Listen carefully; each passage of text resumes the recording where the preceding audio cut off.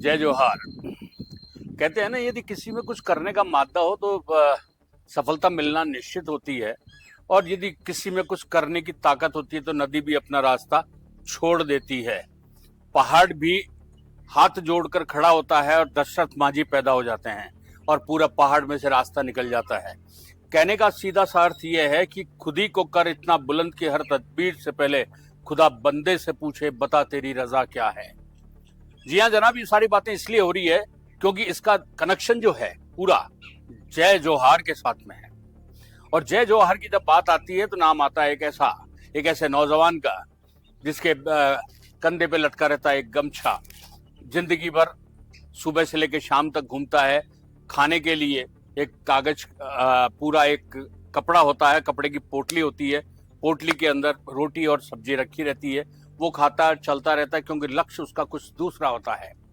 अलग जगाना जिसने काम में लिया, जिसने अपनी ताकत के साथ में सारी चीजें करने की कोशिश करी। जी हाँ, शायद अब आप समझ ही गए होंगे, आदिवासी क्षेत्र का एक नाथ बिल्कुल इस समय चर्चित लोकनायक राजकुमार रोत। राजकुमार रोत यूं ही राजकुमार रोत नहीं बना। राजकुमार रोत बनने के लिए उसने बहुत पापड़ बेले हैं, और पापड़ भी बेले हैं तो तब जाके राजकुमार रोत खड़े हुए हैं। यूं ही किसी ने उसको विधानसभा में नहीं भेज दिया और यूं ही किसी ने उसे लोकसभा में नहीं भेज दिया। शुरुआती जिंदगी की बात करें और वहां से शुरुआत करें कि राजनीति की सीढ़ियों के लिए डूंगरपुर कॉलेज के जब स्टूडेंट यूनियन का चुनाव हुआ तो राजकुमार रोत ने डंके की चोट के ऊपर चुनाव जीता, और यहीं से राजकुमार रोत की जिंदगी पूरी बदल गई।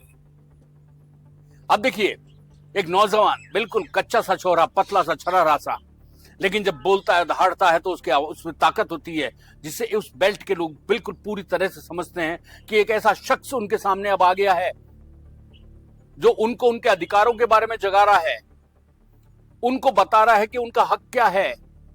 जल, जंगल और जमीन पर हक किसका है? आदिवासी का है। वो अलग जगाने में लगा हुआ है। आदिवासी इतने भोले, इतने सीधे हैं कि उनको कोई अब तक ये समझ ही नहीं था कि उन्हें करना क्या है, उनका वजूद क्या है, वजूद क्या है उनका। इसीलिए राजकुमार रोत ने कहा था आदिवासी हिंदू नहीं है, इनका धार्मिक कोड अलग होना चाहिए। यहीं से शुरुआत हुई राजकुमार रोत की एक चर्चाओं में आने की, जिसमें बीजेपी भी पीछे पड़ गई कि इनका डीएनए करा लो, ये हिंदू हैं। अब तो इनके नक्शे कदम पे कांग्रेस के भी विधायक चल पड़े। राजस्थान विधानसभा में अभी हाल ही में विधायकों ने आदिवासियों के धार्मिक कोड की मांग करी। सबको पता चल रहा है।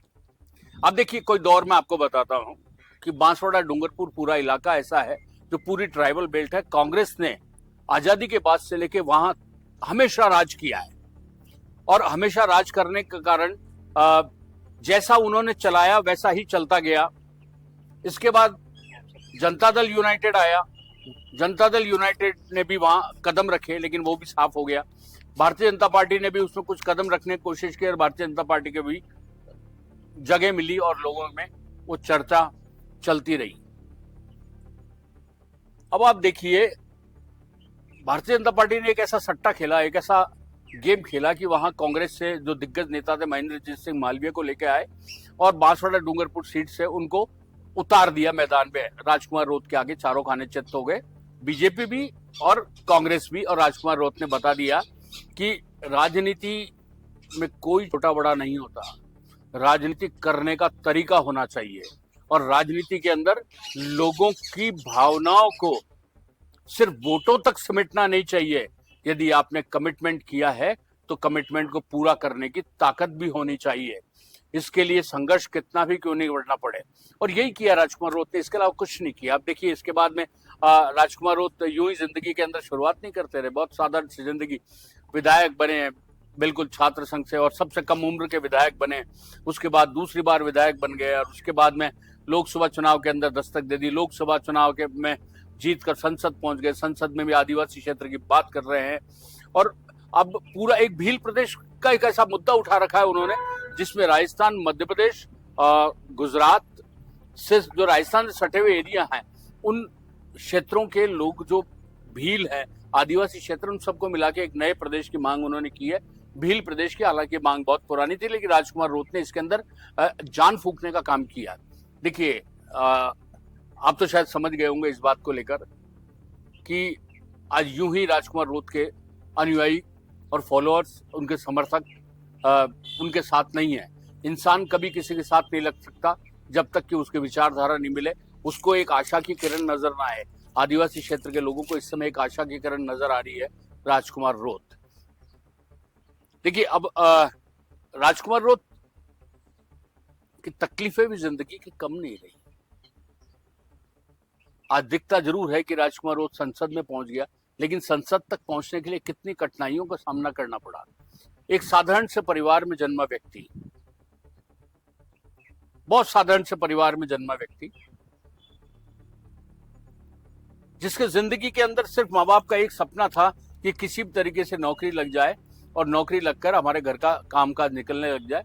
और ये राजकुमार रोत ने बीएड इसीलिए करी थी कि एक शिक्षक के रूप में नौकरी मिल जाए और घर परिवार का खर्चा आसानी के साथ में निकलता रहे। लेकिन कुदरत को तो और ही कुछ मंजूर था। आदिवासी क्षेत्र प्रकृति पर निर्भर है, प्रकृति पूजक है, तो वहां की प्रकृति में कुछ और ही मंजूर किया था उसने।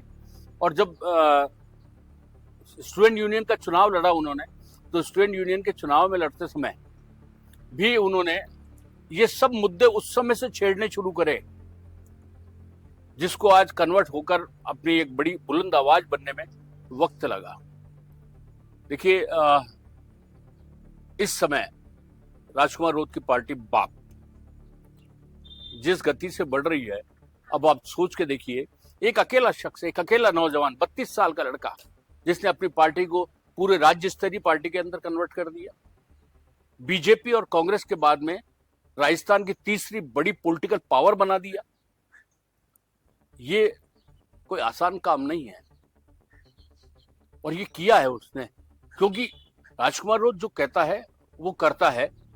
ये लोगों ने महसूस किया वहां, और उसकी आवाज जो है, राजकुमार रोत की जो है आवाज, बुलंद होती है और संघर्ष के साथ में सफलता को लेकर उपहार में जनता को जनहित के मुद्दों की सफलता देती है। यही है राजकुमार रोत की खासियत।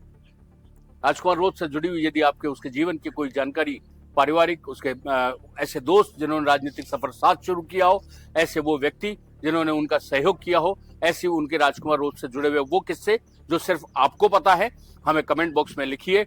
हम उनके अंदर जो हमारा कमेंट ऑन कमेंट जो हमारा कार्यक्रम है, उसके अंदर उन सब पर हम बातचीत भी करेंगे। तब तक के लिए बने रहिए हमारे साथ। नमस्कार।